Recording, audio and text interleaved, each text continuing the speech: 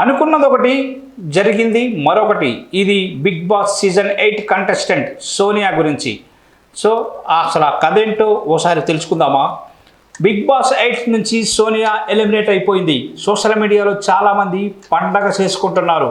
ఎందుకంటే షో మొదలైన కొత్తలో సోనియా మిగిలిన వాళ్ళతో పోలిస్తే స్ట్రాంగ్ కంటెస్ట్లా కనిపించింది.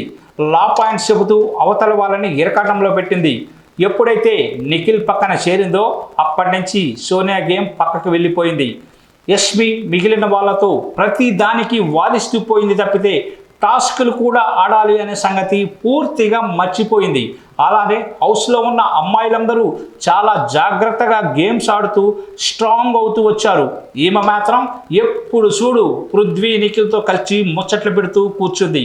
అలా మిగిలిన వాళ్ళందరికీ టార్గెట్ అయిపోయింది ఈ అమ్మడు. విష్ణుప్రియ ఫ్యాన్స్ కూడా ఈసారి సోనియానే టార్గెట్ చేశారు. దీంతో ఓటింగ్లో చివరి స్థానంలో నిలిచింది ఈ బామ్మ. ఇదే విషయాన్ని ఆదివారం ఎపిసోడ్లో నాగార్జున కూడా బయటపెట్టాడు. లెక్క ప్రకారం చూసుకుంటే నిఖిల్ ఫ్యాన్స్ అందరూ తనకు ఓట్లు వేస్తారని సోనియా అనుకుంది. కానీ అలా జరగలేదు.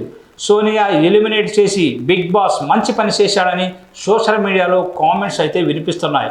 ఈమె వెళ్ళిపోయింది కాబట్టి నిఖిల్ గేమ్ ఇకపై కరెక్ట్గా ఉంటుందనిపిస్తుంది. ఇదలా ఉంచితే వచ్చే వారం దాదాపు 6 వైల్డ్ కార్డ్ ఎంట్రీలు ఉన్నాయని తెలుస్తుంది. దీంతో ఈ వారం డబుల్ ఎలిమినేషన్ ఉండనుంది.